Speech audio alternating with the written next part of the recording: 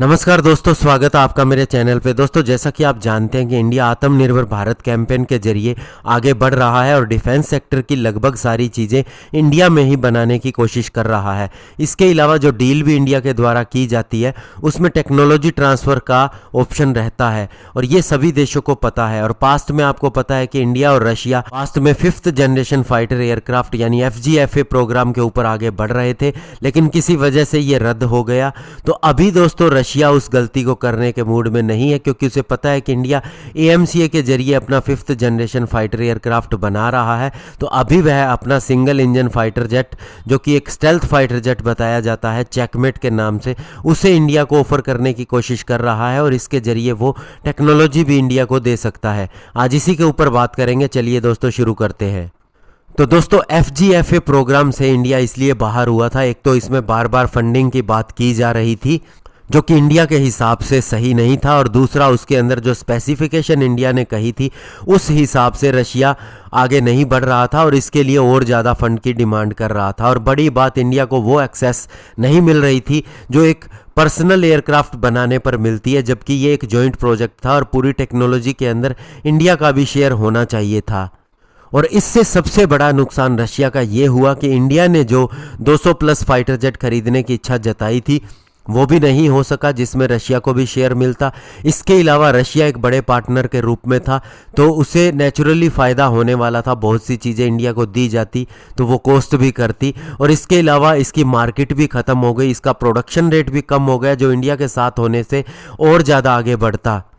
और इसी साल दोस्तों मैक्स 2021 एयर शो के अंदर जो मॉस्को में हुआ था, रशिया ने ऑफिशियली अपना चेकमेट फाइटर जेट लॉन्च किया। इसके अंदर बहुत सी चीज़ें 5th जनरेशन फाइटर जेट की है। इसके अंदर इंटरनल वेपन बे है और इससे कहा जा रहा है कि अमेरिकन F-35 फाइटर जेट के जैसा ही फाइटर जेट है, लेकिन इसका कॉस्ट उससे लगभग आधा है और इंडिया को सबसे बड़े इसके पोटेंशियल कस्टमर के रूप में देखा जा रहा है। ये बात रशिया की तरफ से भी बार बार कही जा रही है और इसे Su-75 का भी नाम दिया जा रहा है। और अब रशियन ऑफिशियल्स के द्वारा ये कोशिश की जा रही है कि इस फाइटर जेट को इंडिया को पेश किया जाए, और साथ ही वे ये भी कहते नज़र आ रहे हैं कि इंडिया को पूरी एक्सेस दी जाएगी और पूरी टेक्निकल कैपेबिलिटी प्लान भी इसका बताया जाएगा। इसके अलावा दोस्तों ये भी बताया जा रहा है कि रशिया इंडियन पायलट के लिए इसकी पूरी एक्सेस देगा, यानी इंडियन पायलट इसे उड़ाकर देख सकते हैं, सॉर्टी ले सकते हैं, जैसा कि पास्ट में भी हुआ करता था। और साथ ही पूरी एक्सेस इंडियन पायलट को इसके अंदर मिलेगी। इवन इसके प्रोटोटाइप डेमोन्स्ट्रेशन के दौरान भी इंडिया के पायलट इसे देख सकते हैं।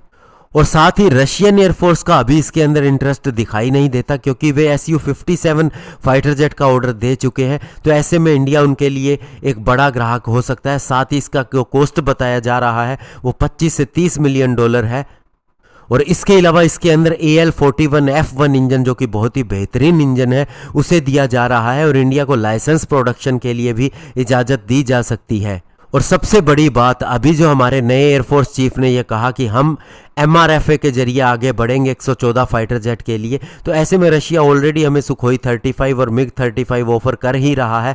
इस सुखोई 75 या चेकमेट फाइटर जेट को देके वह एक नया ऑफर दे सकता है, और साथ ही ये राफेल का भी एक विकल्प हो सकता है। चूंकि हमारे मैक्सिमम फाइटर जेट रशियन है तो इससे हमें फ़ायदा भी हो सकता है। तो ऐसे में दोस्तों देखना होगा, जहाँ इंडिया AMCA और तेजस MK2 के साथ आगे बढ़ रहा है। तेजस MK1 का ऑर्डर दिया जा चुका है, फिर भी हमारी स्क्वाड्रन स्ट्रेंथ को बूस्ट करने के लिए हमें और फाइटर जेट की इमीडिएटली ज़रूरत होगी, क्योंकि हमारे बहुत से फाइटर जेट रिटायर भी होने वाले हैं। तो ऐसे में MMRCA या MRFA के जरिए 114 फाइटर जेट खरीदने हैं। उसमें क्या इंडिया एक 2nd 5th generation fighter aircraft select करेगा या नहीं, ये देखना इंटरेस्टिंग रहेगा। धन्यवाद। जय हिंद।